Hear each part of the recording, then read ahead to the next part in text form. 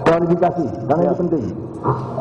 Saya baca ulang Filipi 3 ayat 8. Malah segala sesuatu kuanggap rugi karena pengenalan akan Yesus Kristus Tuhanku lebih mulia daripada semuanya. Oleh karena dialah aku telah melepaskan semuanya itu dan menganggapnya sampah supaya aku memperoleh Kristus. Yang dianggap sampah itu apa? Hukum Taurat. Nah, inilah salah tafsir. Ini paham yang salah atau salah paham? Baca ayatnya yang di atas. Malah dalam segala sesuatu tentang ayat 6, tentang kegiatan aku penganiaya jemaat. Jadi Paulus ini sebelumnya adalah penganiaya jemaat, pengejar-ngejar orang Kristen, membunuh Stefanus. Tentang kebenaran dalam mentaati hukum Taurat, diorangin orang Yahudi cekek. Aku tidak berkata dia setia betul. Ayat 7. Tetapi apa yang dahulu kuanggap keuntungan, yang dianggap keuntungan itu. Jadi bukan hukum Taurat. Oke. Salah paham bener ini. Oke. Ini terbalik Pak kacamatanya Pak. Oke. Mohon ditunda dulu Pak. Oke, sudah langsung. Makasih. Kristus datang menggenapi Taurat. Dengan datangnya Kristus, hukum Taurat gugur. Ini ajaran Kristen. Mengapa mereka tidak mau ikut hukum Taurat lagi? Karena sudah datang Kristus. Maka pengenalan dengan Kristus, hukum Taurat itu sudah tidak berlaku, sudah sampah. Bapak lagi yang tidak mengerti. Begitu. Maaf, boleh klarifikasi. Oke. Ini dasar-dasar doktrin yang sangat penting yang disalah baca. Kalau hukum Taurat batal, berarti orang Kristen boleh membunuh, mencuri. Yang saya kira orang Kristen tidak ada yang mengaku itu. Ini salah sekali. Jadi jangan bacanya seperti itu Pak, nanti nggak rampung-rampung. Oke. Jadi bentar. Baik, terima kasih Pak. Saya mohon begini Pak, ini jangan masalah individu tapi masalah ilmu. Betul. Jadi salah satu dari inti hukum Taurat itu adalah ke-10 perintah Allah. Ke-10 perintah Allah itu dibagi menjadi 2, yaitu 1-4 adalah mengenai hubungan manusia dengan Allah, dan 5-10 adalah hubungan sesama manusia. Barangkali kalau Pak Sanihu bisa menyebutkan mana yang dihapuskan oleh Paulus. Karena pertama, mengenai hukum pertama, hanya ada satu Allah. Paulus mengakui dalam 1 Korintus 8 ayat 6 bahwa hanya ada satu Allah. Kedua, kalau tentang menyembah patung, Paulus justru mengatakan jangan menyembah patung. Ketiga, tentang menghormati nama Allah, kita yakin Paulus sebagai orang Yahudi juga dia menghormati nama Allah. Bahkan yang keempat, ini yang banyak barangkali Pak Sanihu salah mengerti, yang banyak diantara teman-teman Kristiani kami barangkali sudah agak melupakan hal ini. Tetapi Paulus itu adalah seorang pemelihara hari Sabat. Di dalam Ibrani pasal 4 ayat yang ke-9 dikatakan, jadi masih tersedia suatu hari perhentian, hari ke-7 bagi umat Allah. Dan kami adalah umat-umat Kristiani yang masih memelihara hari Sabtu. Justru yang harus ditanyakan Pak, hukum Taurat ini, yang 10 hukum ini, termasuk hari Sabtu di dalamnya, juga disebutkan di dalam Al-Quran. Bagaimana pendapat Anda mengenai ke-10 hukum ini Pak? Oke Pak, silakan Anda sekaligus menjawab. Itu jangan membuat interpretasi sendiri Pak ya. Saya bacakan lagi ayatnya kembali kepada Injil. Karena jangan kamu menyangka bahwa aku datang untuk meniadakan hukum Taurat, ya kan? Karena siapapun yang meniadakan salah satu perintah hukum Taurat, sekalipun yang paling kecil, ya kan, dan mengajarkan demikian kepada orang lain, ia akan menduduki tempat yang paling rendah dalam kerajaan surga.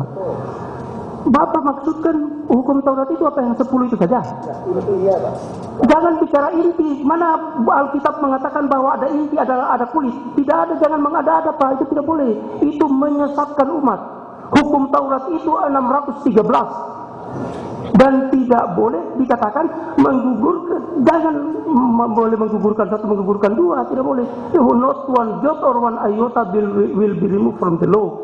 Ya, jadi tidak boleh satu titik atau satu ayat pun dihilangkan dari hukum Taurat. Jadi kalau memang Bapak tidak mau lakukan, ya jangan mengatakan bahwa itu bukan hukum Taurat. Maka Makanya Paulus ini dikritik oleh Yakobus. Ya, silakan lihat lagi di dalam Kisah Para Rasul supaya jelas, ya kan? Kisah Para Rasul pasal 21, ya kan? Coba saya bacakan supaya, ya kan? Ayat 20, perhatikan Pak. Saudara, lihatlah beribu-ribu orang Yahudi telah menjadi percaya dan mereka semua rajin memelihara hukum Taurat, ya kan? 21. Tetapi mereka mendengar tentang engkau, bahwa engkau mengajarkan orang Yahudi yang tinggal di antara bangsa-bangsa untuk melepaskan hukum Musa, hukum Taurat. Paulus mengajarkan orang melepaskan hukum Taurat. Bapak bilang bahwa dia pegang hukum Taurat, gimana sih? Yakobus mengatakan dia melepaskan hukum Taurat, Bapak mengatakan bahwa dia pegang hukum Taurat. Inilah yang berbelit-belit. Terima kasih. Oke, silakan Pak. Ya, oke Pak. Ini kita punya waktu tinggal sedikit lagi. Saya baca ulang ya, karena ini klarifikasi. Jadi ayat berapa Kak? Ayat 20 berapa? Ayat 20 ya? Ya. Ini tulisan Yakub minta kepada Paulus, karena Paulus waktu itu membawa seorang Yunani namanya Timotius yang tidak sunat. Mendengar itu mereka memuliakan Allah karena mendengar kesaksian Paulus. Lalu mereka berkata pada Paulus, lihatlah, beribu-ribu saudara Yahudi telah menjadi percaya dan mereka semua rajin memelihara hukum Taurat. Tetapi mereka mendengar juga tentang engkau, bahwa engkau mengajarkan semua orang Yahudi tinggal di antara bangsa lain untuk melepas hukum Taurat. Sebab engkau mengatakan supaya mereka jangan menyunatkan anaknya dan jangan hidup menurut adat istiadat. Jadi yang dibicarakan ini hukum Taurat yang 10 itu tetap jalan. Yang dibicarakan Paulus tentang sunat dan adat istiadat. Barangkali adat istiadat itu seperti orang Jawa itu berses deso dan sebagainya itu. Jadi harus jelas itu.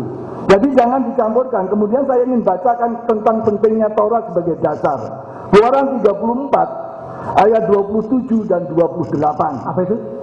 Keluaran 34 ayat 27 dan 28 tentang kedudukan 10 hukum bagi orang beriman. Berfirmanlah Yahweh kepada Musa, tuliskanlah segala firman ini, sebab berdasar firman ini telah kuadakan perjanjian dengan engkau dan dengan Israel. Ini dasar kepercayaan, dasar perjanjian. Dan Musa ada di tengah sana bersama dengan Yahweh selama 40 hari 40 malam, tidak makan, tidak minum, dan ia menuliskan pada loh batu itu perkataan perjanjian itu, yaitu ke-10 firman. Jadi jelas yang dibicarakan perjanjian antara surga dan dunia lewat Musa hanya 10 hukum.